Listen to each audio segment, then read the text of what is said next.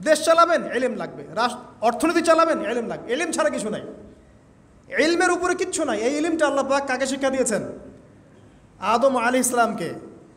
আমরা তো শিখেছি সমাজবিজ্ঞান বইগুলোতে যে আমাদের পূর্বপুরুষরা নাকি গুহায় থাকতো আর গাছের ছাল পাতা খেয়ে থাকতো, তাই না? লতা পাতা খেয়ে থাকতো, গাছের ছাল পাতা খেয়ে পোশাক পরতো আর কি। বোগাস, ডাহা, মিথ্যা কথা। আল্লাহ রাব্বুল আলামিন সূরা বাকারা এবং সূরা আরাফ পড়ে দেখেন, আল্লাহ পাক বলছেন যে আদম আলাইহিস সালামকে আল্লাহ পাক সমস্ত নাম জ্ঞান শিক্ষা দিয়েছেন। মহাবিশ্বের যে প্রয়োজনীয় জ্ঞানগুলো আছে সেগুলো আল্লাহ পাক আদমকে শিখিয়েছেন আলাইহিস সালাম।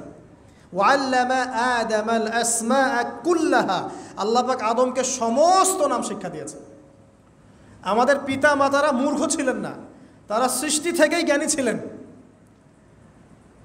আদম আলাইহিস সালামের পারমাণবিক বোম বানানোর কোনো প্রয়োজন ছিল না, ছিল? বানান নাই। আপনার মধ্যে এই জ্ঞানটা আসছে কিভাবে? বাই ডিএনএ আপনি জ্ঞান পাচ্ছেন, কারণ আমরা আদম সন্তান। অনেক জ্ঞান আমাদের ভিতরেই আছে, এগুলো চর্চার মধ্য দিয়ে, গবেষণার মধ্য দিয়ে প্রস্ফুটিত হয় মাত্র। জ্ঞান ভিতরে আছে আমাদের, আমাদের পিতাকে জ্ঞানী করে পাঠানো হয়েছে। এই জ্ঞান শিক্ষা দেওয়াটা হচ্ছে আল্লাহ পাকের সবচেয়ে বড় দয়াগুলোর মধ্যে একটা। রহম করেছেন। শুধু তাই নয়, আদম আলাইহিস সালামকে এমন জ্ঞান শিক্ষা দিয়েছেন যে জ্ঞান ফেরেশতারা পর্যন্ত জানতো না। এটা কি দয়া নয়? এটা কি আদম সন্তানের প্রতি ভালোবাসা নয়? তারপরে সেজদা করিয়েছেন। মহাবিশ্বে অন্য কাউকে কি সেজদা করানো হয়েছে? কোরআনে কি এমন কোনো দলিল আছে যে আদম আলাইহিস সালাম ছাড়া অন্য কাউকে সব ফেরেশতারা সেজদা করেছেন? আছে? তাহলে এই যে সম্মান দেয় আল্লাহর পক্ষ থেকে, সম্মান কিসের ভিত্তিতে? সম্মান শারীরিক ক্ষমতার ভিত্তিতে। সম্মানটা কি কারণে? জ্ঞানের কারণে, ইলমের কারণে, জ্ঞানের কারণে সম্মান। এই সম্মান দেওয়াটা কি আল্লাহ পাকের রহমত এবং দয়ার নিদর্শন নয়?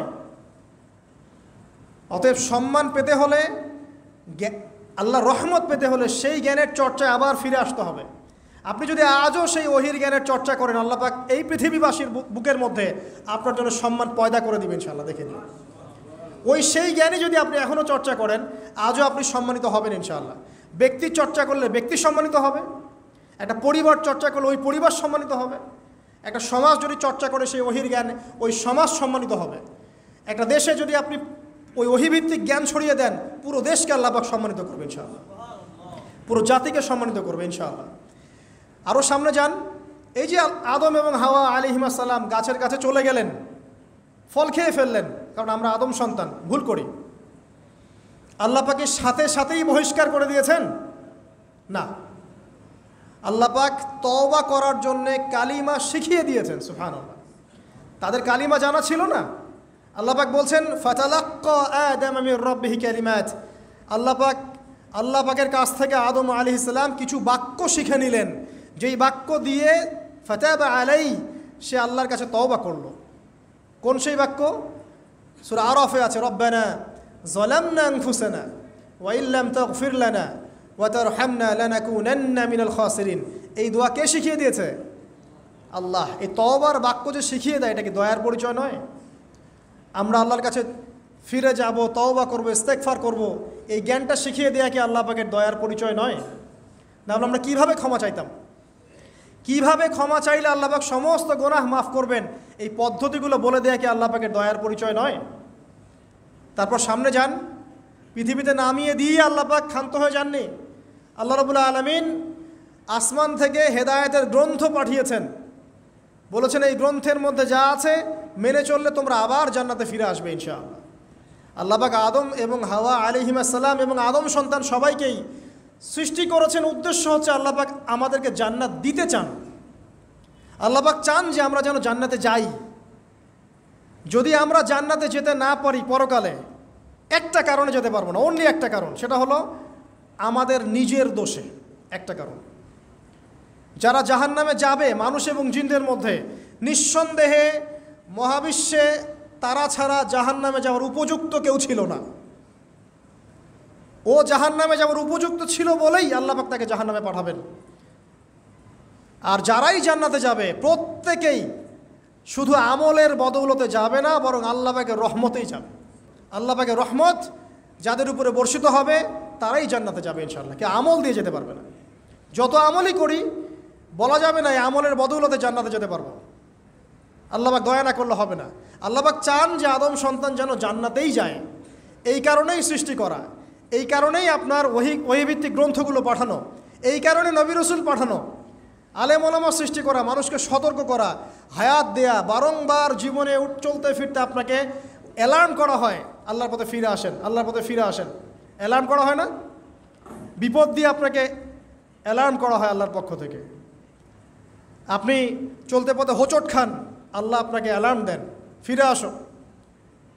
চলছেন বিপথে, আল্লাহ পাকে অ্যালার্ম দেন, ফিরে আসো। আল্লাহ পাকের পক্ষ থেকে কিন্তু এগুলো আসে। একটা অদ্ভুত একটা হাদিস বললাম, অদ্ভুত বলতে বলছি অ্যামেজিং হাদিস, যে একজন সাহাবী বলছেন, সালমান রাদিয়াল্লাহু আনহু, তিনি বলছেন যে যখন মুমিনের উপর বিপদ আপদ বালা মুসিবত আসে, তখন মুমিনের এই বিপদ আপদ বালা মুসিবত রোগ শোকের বদৌলতে আল্লাহ পাক তার গুনাহগুলোকে মাফ করে দেন এবং তার মর্যাদাকে বাড়িয়ে দেন, এবং সে আল্লাহর দিকে ফিরে আসার অনুশোচনা করার সুযোগ পায়। আর যখন কাফের মুশরিক বা ফাসেক মানুষকে এইসব রোগ ব্যাধি বিপদ আপদ বালা মুসিবত ঘিরে ধরে, তার দৃষ্টান্ত সেই উটের ন্যায় যে উটটাকে তার মালিক বেঁধে রেখেছে, এরপর ছেড়ে দিয়েছে। সে উটটা বুঝতেও পারলো না কেন তার মালিক তাকে বেঁধে রাখলো আর কেনই বা তাকে ছেড়ে দিল। কথাটা কি বুঝতে পারছেন? যারা আল্লাহ দ্রোহী, তাদের উপর যখন বিপদ আপদ বালা মুসিবত আসতে থাকে, তারা বুঝে না যে কী জন্যে আসলো আর কেন চলে গেল। কিন্তু মুমিন ব্যক্তি যারা মুসলিম, আল্লাহর অনুগত, তাদের বিষয়টা হচ্ছে এমন বিপদ আপদ বালা মুসিবত রোগ ব্যাধি তাদেরকে আল্লাহর দিকে ফিরিয়ে নিয়ে আসবে ইনশাআল্লাহ। দেখুন, এই যে পৃথিবীতে নামিয়ে দেয়া, এরপর আল্লাহর পক্ষ থেকে ঐশী গ্রন্থগুলো পাঠানো, নবী রাসূল পাঠানো, আলেম ওলামা পাঠানো, আপনাকে হায়াত দেয়া, আপনাকে রিজিক দেয়া, এই শ্বাস নেওয়ার ক্ষমতা দেয়া, আপনাকে জ্ঞান বুদ্ধি দেয়া, বিবেক দেয়া, যে আমি তার পাশে লাউ গাছ উৎপন্ন করলাম। কোন গাছ? খেতে পারেন, এর শাক এবং এই যে ফল, এটার মধ্যে নিঃসন্দেহে এমন এমন কিছু উপাদান আছে যেটা হয়তো আমরা জানিও না, আবিষ্কার করা হয়নি। তিনি সুস্থ হয়ে গেলেন, আলহামদুলিল্লাহ। কোথায় যাবেন? যে কোনো জায়গায় যান। নবী ঈসা আলাইহিস সালামকে চতুর্দিক থেকে আক্রমণ করছে ইহুদিরা। আল্লাহ রাব্বুল আলামিন তাকে এমন হেফাজত করলেন, তার কাছে তাকে উঠিয়ে নিলেন। এটা কি দয়ার পরিচয় নয়? এই যে একটু আগে তেলাওয়াত করলো শুরুর আগে, নবী মূসা আলাইহিস সালামের ঘটনা। বনু ইসরাইল একটার পর একটা অবাধ্যতা করেই গেছে। আল্লাহ পাক তারপরেও তাদের কাছে নবী পাঠিয়েছেন, নবী মূসাকে পাঠিয়েছেন। ফেরাউনের মতো জালেম শাসকের হাত থেকে বনু ইসরাইলকে আল্লাহ পাক উদ্ধার করেছেন। এটা কি দয়ার পরিচয় নয়? নবী মূসা আলাইহিস সালাম গাছের নিচে বসে আছেন, খাবার নাই, বাসস্থান নাই, কিচ্ছু নাই, বরং তার গায়ে একটা অপবাদ দেওয়া হয়েছে যে তিনি নাকি একজন মানুষকে খুন করেছেন, অথচ তার ইন্টেনশন সেটা ছিল না। তিনি একটা ঘুষি দিয়েছেন লড়াই থামানোর জন্য, ওই এক ঘুষিতেই সেই ব্যক্তি ডেড। এবার তিনি গাছের নিচে বসে দোয়া করছেন, রব্বি ইন্নী লিমা আনজালতা ইলাইয়া মিন খায়রিন ফাকির। আল্লাহ, আমি নিঃস্ব অসহায় হয়ে এখানে বসে আছি, তুমি আমার উপর তোমার যে রহমত পাঠাবে আমি তার ভিখারি হয়ে বসে আছি। দোয়া করার সাথে সাথেই ওই শুআয়ব আলাইহিস সালামের মেয়ে হেঁটে হেঁটে চলে আসলো। তিনি স্ত্রী পেলেন, তিনি শ্বশুর পেলেন, একজন নবী পরিবার পেলেন, বাসস্থান পেলেন, চাকরি পর্যন্ত পেলেন। 8 বছর তিনি রাখালি করেছেন শুআয়ব আলাইহিস সালামের ফার্মের মধ্যে। দয়া মুহূর্তেই চলে আসবে, শুধু আল্লাহর দিকে অভিমুখী হলেই হয়, এগুলো দয়া। আইয়ুব আলাইহিস সালামের কথা মনে আছে না? দীর্ঘদিন রোগে ভুগছেন, দীর্ঘদিন রোগে ভুগছেন, চিকিৎসা হচ্ছে না, ভালো হচ্ছে না, শেফা হচ্ছে না।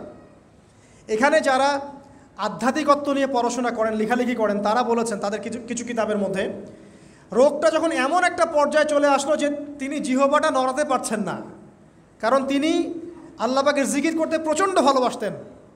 এক পর্যায়ে রোগটা এমন একটা জায়গায় চলে আসলো যে জিহ্বাটা তিনি নড়াতে কষ্ট হচ্ছে। তখন গিয়ে তিনি বলছেন, রব্বি আন্নী মাসসানি আদ-দুররু ওয়া আনতা আরহামুর রাহিমিন। হে আল্লাহ, আমাকে কষ্ট স্পর্শ করেছে, আর তুমি তো ক্ষমাকারী, রহমকারীদের মধ্যে সর্বশ্রেষ্ঠ রহমকারী। আমি জিকির করতে পর্যন্ত পারছি না, আল্লাহ আমার রোগটা শেফা দিয়ে দাও। বলার সাথে সাথে আল্লাহ রাব্বুল আলামিন প্রস্রবণ ঝর্ণা তৈরি করলেন, এখানে গোসল করো, শেফা হয়ে গেল। এগুলো কি রহমতের পরিচয় নয়? এখানে এক শ্রেণীর স্কলার এমনও বলেছেন, আজকে আমরা যারা বাহ্যিক সৌন্দর্য নিয়ে বেশি গর্ব করি আর কি, আত্মিক সৌন্দর্যের চাইতে বাহ্যিক সৌন্দর্য নিয়ে যারা বেশি গর্ব করি, যদি আল্লাহ পাক আমাদের পোশাকটাকে পরিবর্তন করে দেন, আত্মাটাকে দেহের পোশাক দেন আর দেহটাকে আত্মার পোশাক বানায় দেন, তাহলে দুর্গন্ধে কি আমাদের সামনে আসতে যাবে না। কথা আপনারা বুঝতে পারছেন না? আইয়ুব আলাইহিস সালামের আত্মাটা ছিল পবিত্র, পরিশুদ্ধ, তার দেহের মধ্যে রোগ হয়েছিল।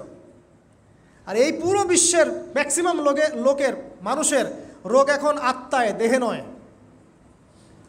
আবার বলছি, হয়তো বুঝতে পারছেন না। আইয়ুব আলাইহিস সালামের রোগটা হয়েছিল দেহে, বাইরে। তার আত্মা ছিল পবিত্র, পরিশুদ্ধ আত্মা। দেহের রোগের একটা পর্যায়ে যখন জিহ্বাটায় ইফেক্ট হলো, তখন জিকির করতে তার কষ্ট হচ্ছে, তখন তিনি দোয়া করছেন, আল্লাহ আমার এই রোগটাকে শেফা দিয়ে দাও। আর এখনকার পুরো জেনারেশন, এই সভ্যতার রোগ হচ্ছে ভিতরে আত্মায়। দেহের রোগের চাইতে এদের আত্মার রোগটা বেশি। এখন এই আত্মাটাকে যদি দেহ বানিয়ে দেওয়া হয় আর দেহটাকে আত্মার পোশাক পরিয়ে দেওয়া হয়, দুর্গন্ধে কেউ সামনে আসতে চাবে না এখন। তাই আইয়ুব আলাইহিস সালামের সেই দোয়া এখন আমাদের বেশি করা উচিত। রব্বিয়ান্নী মাসানিয়া দুররু ওয়া আনতা আরহামুর রাহিমিন। আল্লাহ, আমাদের আত্মায় রোগ এসেছে, এটাকে তুমি শেফা দাও। দেহের রোগ লেস ইম্পর্টেন্ট, আত্মার রোগটা বেশি ইম্পর্টেন্ট। এরকম নিদর্শন কোরআনের পাতায় পাতায় ছড়িয়ে আছে। আসহাবুল কাহাফ, পুরো সমাজ ওদেরকে মেনে নিচ্ছে না, গুহায় চলে গেলেন, ঘুম পাড়িয়ে দিলেন আল্লাহ পাক 309 বছর। কত বছর? 309 বছর একটা দোয়ার বদৌলতে। তারা বলেছিল, রব্বানা আতিনা মিন লাদুনকা রাহমা ওয়া হাইয়্যি লানা মিন আমরিনা রাশাদা। আল্লাহ পাক শুধু ঘুম পাড়িয়ে রাখলেন না, তাদের মধ্য দিয়ে আল্লাহ পাক পুরো একটা সভ্যতাকে হেদায়েত করে দিলেন। আলহামদুলিল্লাহ। যে সভ্যতা বিশ্বাস করতো না যে পরকাল বলে কিছু আছে, দাকিয়ানুস বাদশার সেই জুলুম থেকে আল্লাহ পাক এই 10 জন বা 9 জন যুবককে বাঁচালেন, ওদেরকে কিয়ামত পর্যন্ত কোরআনের পাতায় স্থান দিলেন, নিদর্শন বানালেন এবং তাদের মধ্য দিয়ে একটা পুরো সভ্যতাকে হেদায়েত দিলেন। সুবহানাল্লাহ। যেখানে যাবেন এই নিদর্শন। আর কার কথা বলবো? যুলকারনাইন, মনে আছে? কোন সূরা আছে যুলকারনাইনের কথা? সূরা কাহাফ। আল্লাহ পাক তাকে এমন রহমত করেছিলেন যে মাশরিক মাগরিব, মানে পূর্ব পশ্চিম পর্যন্ত তাকে রাজত্ব দিয়ে দিয়েছেন।